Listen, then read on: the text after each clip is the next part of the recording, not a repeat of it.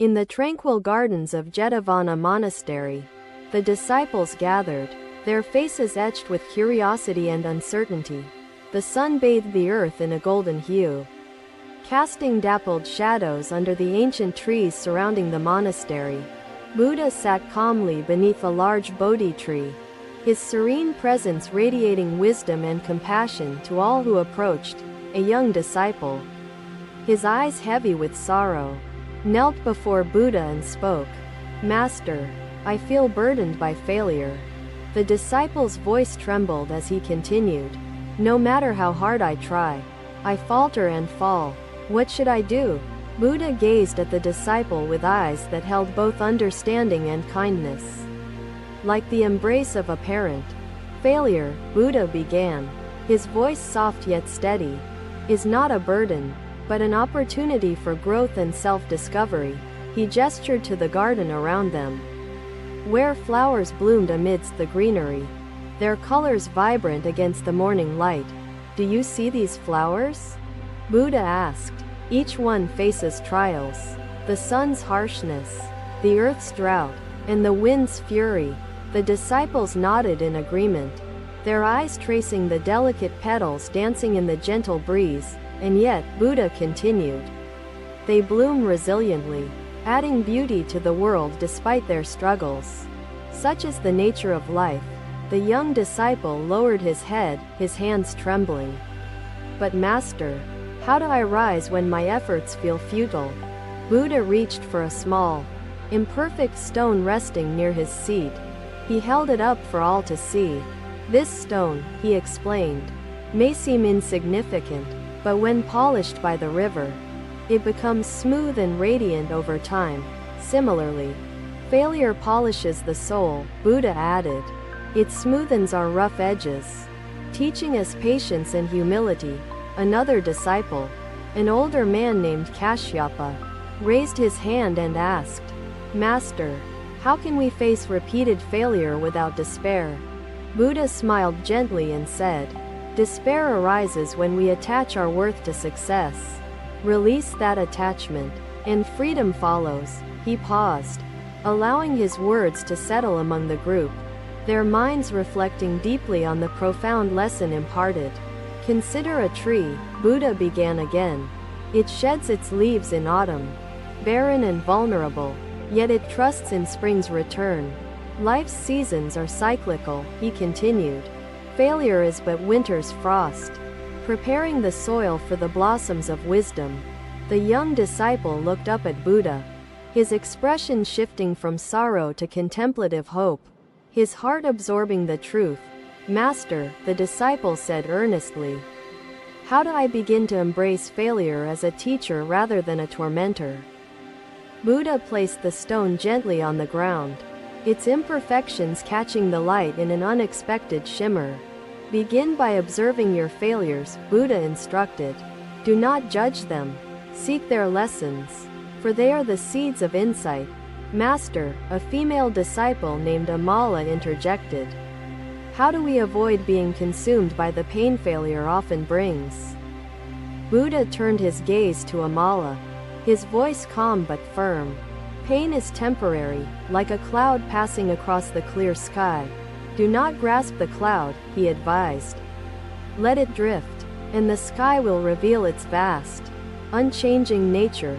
Amala nodded thoughtfully, her heart finding solace in the simplicity yet profundity of Buddha's words. Buddha continued, "Imagine a bird attempting to fly.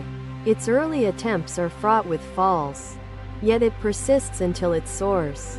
Without falling," Buddha said, "the bird would not learn the strength of its wings nor the joy of the skies." A ripple of understanding passed through the disciples, their perspectives on failure shifting like the changing tides of the ocean.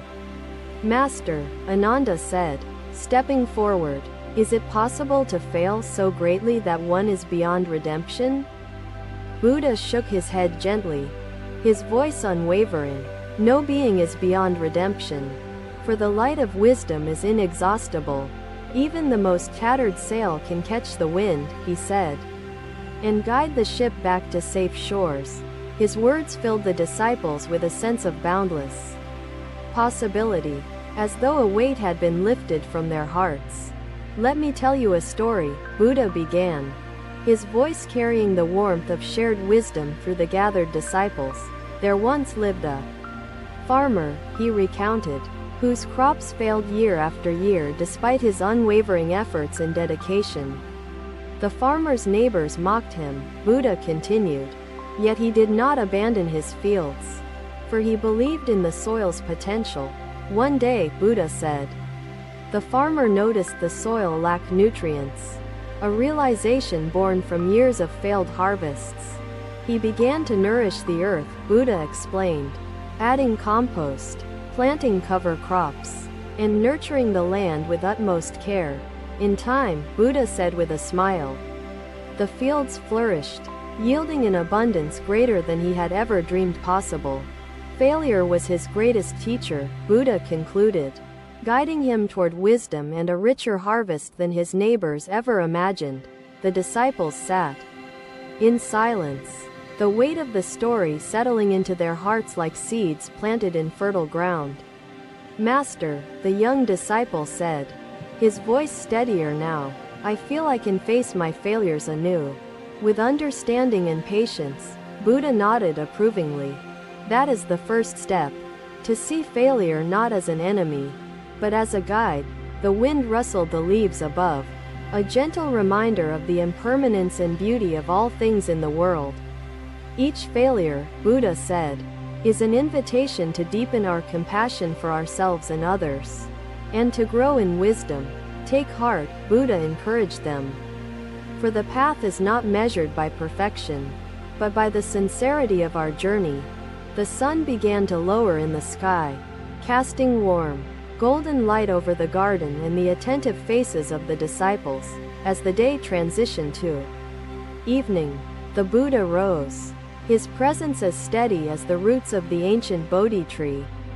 "Reflect on what I have shared," Buddha said, "and may your hearts be lightened by the truth of impermanence and possibility." The disciples bowed deeply, gratitude shining in their eyes as they carried Buddha's wisdom into the unfolding chapters of their lives. Another day, another gathering beneath the shade of the Bodhi tree.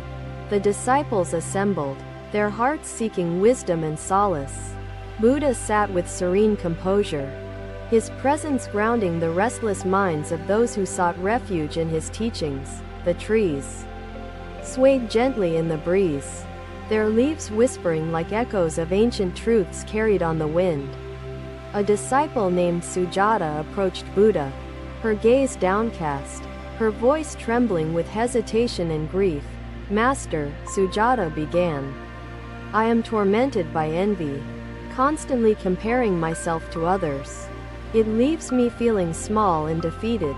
Buddha's eyes softened as he looked upon Sujata, his understanding gaze offering comfort like the warmth of the morning sun. "Comparison," Buddha said, "is the thief of joy, a shadow cast by the mind's restless grasping for validation." He gestured to the garden before them, where a tall bamboo stood beside a flowering jasmine bush, both swaying harmoniously. "Do you see these plants?" Buddha asked. "Each grows in its own way, fulfilling its purpose without contest or envy." Sujata nodded, but her face remained clouded with doubt.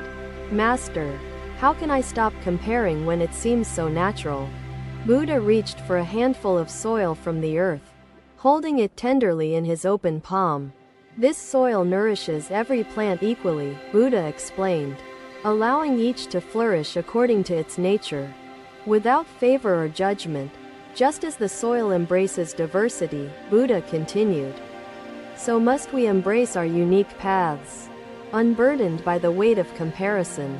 Another disciple, a young man named Devadatta, raised his hand timidly and asked, "Master, why do our minds seek comparison?" Buddha smiled gently and replied, "The mind craves identity and meaning, often seeking these in the reflections cast by others. However," Buddha added, "the true self is not found in comparison, but in the stillness of understanding and self-acceptance. The disciples listened intently, their minds reflecting deeply on the wisdom emanating from Buddha's measured words. Consider the moon and the sun, Buddha said. Each shines with its own brilliance, neither competing nor diminishing the other. They fulfill their roles, he continued, lighting the world in harmony, knowing their value and purpose without need for comparison. Sujata raised her head, her voice steadier now. Master, how can I practice self-acceptance when doubt clouds my thoughts? Buddha placed the soil back on the ground, his movements gentle and deliberate, like the flowing of a calm river. Begin by observing your mind, Buddha instructed. Do not judge your thoughts. Simply watch them as they arise and fade. Through observation, Buddha added, you will discover the impermanence of doubt, and the enduring truth of your inherent worth. A female disciple named Amala interjected, her voice filled with curiosity. Master, how do we celebrate our unique paths while honoring others? Buddha turned his gaze to Amala, his voice steady and warm. Honor others by recognizing their journeys without diminishing your own. He pointed to the sky, where birds of different shapes and colors soared together. Their flight patterns varied yet harmonious. Each bird follows its own path, Buddha explained, contributing to the vast tapestry of life, enriching the world with diversity. The disciples nodded, their hearts uplifted by the imagery and its profound lesson of unity and uniqueness. Devadatta leaned forward and asked, Master, how do we confront moments when jealousy feels overwhelming? Buddha held up a lotus flower, its delicate petals untouched by the muddy waters from which it grew. Like the lotus, Buddha said, rise above the mud. Do not let jealousy taint your heart. Choose to cultivate compassion instead. As the sun began its descent, the Buddha rose, his robes flowing like the river's currents, his presence unwavering. The group followed him back to the grove, their steps lighter, their hearts carrying the wisdom shared beside the lotus pond. Sujata raised her voice again, her tone curious and hopeful. Master, can you share a story that illustrates your teachings? Buddha smiled and began. There once was a mango tree and a teak tree standing side by side in a lush forest. The teak stood tall and proud, Buddha recounted, boasting its grandeur and strength, overshadowing the modest mango tree.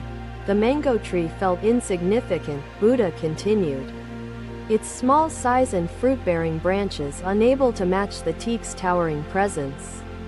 One day, Buddha said, travelers entered the forest, seeking shade and respite from the scorching sun above. They sat beneath the mango tree, Buddha explained, enjoying its sweet fruits, never glancing at the teak's imposing grandeur. The mango realized its worth, Buddha concluded, knowing it offered sustenance and joy, a purpose the teak could not fulfill. Each tree, Buddha added, contributed to the forest in its own way, neither greater nor lesser than the other.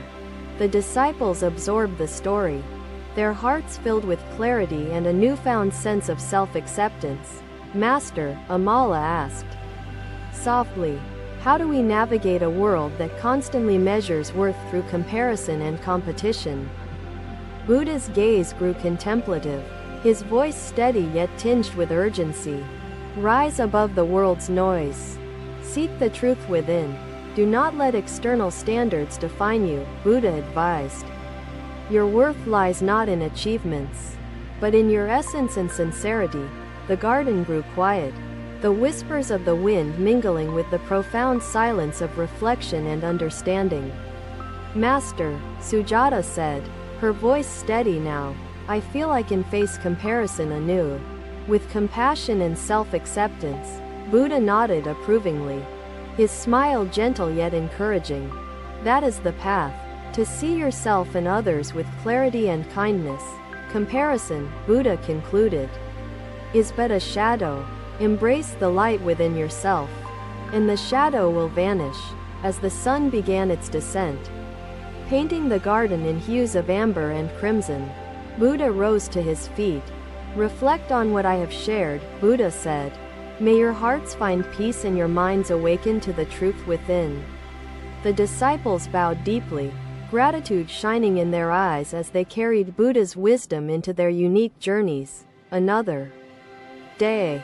Another gathering within the tranquil gardens of Jetavana Monastery. The disciples assembled, their hearts seeking clarity and liberation. Buddha sat beneath the ancient Bodhi tree, his presence a beacon of serenity amidst the gentle rustling of leaves. The morning sun cast golden light upon the earth, illuminating the faces of disciples yearning for wisdom and inner peace. A disciple named Rahul stepped forward, his voice steady yet filled with curiosity. Master, how do we find liberation? Buddha gazed at Rahul with profound compassion, his voice calm and assured, like the steady flow of a mountain stream. Liberation, Buddha began, is not an escape but an awakening to the truth of impermanence and the interconnectedness of all life. He gestured to the blooming flowers nearby, their colors vibrant yet fleeting in the ever-changing rhythm of nature's dance. Observe the flowers, Buddha said. They bloom and wither, yet they embrace each moment without fear or resistance. Another disciple, a young woman named Mira, raised her hand hesitantly and asked, Master, why does liberation feel elusive? Buddha smiled gently and replied, Liberation feels elusive because the mind clings to illusions, seeking permanence where impermanence prevails. He reached for a fallen leaf, holding it up for the group to see. This leaf lives in surrender to impermanence. The leaf does not resist the wind, Buddha explained, nor mourn the branch it left behind. Such is the path. Rahul lowered his gaze thoughtfully, his heart stirring with the profound simplicity of the truth before him. Master, Rahul asked, how can we begin to observe impermanence without fear or attachment? Buddha placed the leaf gently on the ground, its stillness resonating with his deliberate and measured movements. Begin by meditating, Buddha instructed. Sit in silence and observe the ebb and flow of life without grasping or resisting. Through observation, Buddha added, you will discover the transient nature of all things and the stillness within yourself.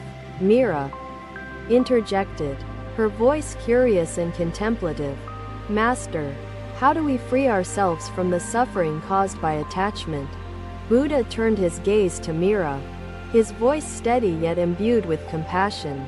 Recognize attachment as the root of suffering. He pointed to the birds flying across the sky, their movements graceful and unhindered by the vastness surrounding them. Like the birds, Buddha said, release attachment and soar freely. Attachment binds, but surrender liberates. The disciples listened intently, their hearts filled with the hope and clarity carried in Buddha's teachings. Another disciple named Serene stepped forward, his voice trembling with uncertainty. Master, how do we confront the fear of loss? Buddha reached for a bowl of water and poured it onto the earth, watching the liquid seep into the soil. Loss, Buddha explained, is not an end but a transformation. Like water joining the earth to sustain life anew. Fear arises from misunderstanding, Buddha added. Understand the cycle of life and death, and fear will dissolve like dew in sunlight. Rahul raised his voice again, his tone curious and eager. Master, can you share a story that illustrates your teachings? Buddha smiled and began. There once was a king who feared losing his wealth and power. Clinging tightly to his treasures, the king's advisors sought to ease his suffering, Buddha recounted, but their words could not penetrate his wall of fear. One day, Buddha said, a wise sage visited the palace, bringing with him a single, delicate lotus flower. The sage placed the flower before the king, Buddha explained, and said, this flower is fleeting, yet it brings beauty now. The king gazed upon the flower, Buddha continued, its impermanence reminding him of the transient nature of his own treasures. In that moment, Buddha concluded, the king released his fear, finding peace in the present rather than clinging to the past. The disciples absorbed the story, their hearts softened by its universal truth and poignant wisdom. Master, Mira asked softly, how do we balance acceptance of impermanence with hope for the future? Buddha's gaze grew contemplative, his voice steady yet tinged with deep understanding. Acceptance and hope are not opposites but companions. Hope, Buddha explained, thrives in acceptance, like a seed planted in fertile soil, nurtured by the cycles of impermanence. The garden grew quiet, the whispers of the wind mingling with the profound silence of reflection and understanding. Master, Rahul said, his voice steadier now, I feel I can begin to practice liberation through awareness and surrender. Buddha nodded approvingly, his smile gentle yet encouraging. That is the path, to awaken to the beauty and truth of impermanence. Liberation, Buddha concluded, is not a destination but a way of being, a state of awakened presence in each moment, as the sun climbed higher into the sky, casting its warm embrace over the earth. Buddha rose to his feet. Reflect on what I have shared, Buddha said, and may your hearts find peace in the wisdom of interconnectedness and impermanence. The disciples bowed deeply, gratitude shining in their eyes as they carried Buddha's teachings into their unfolding journeys. Peace, Buddha said, is found not in seeking, but in accepting. To be is enough. Striving only clouds the truth. Thank you for watching. Buddha's teachings are always with you. Subscribe to our channel and we will see you in the next video.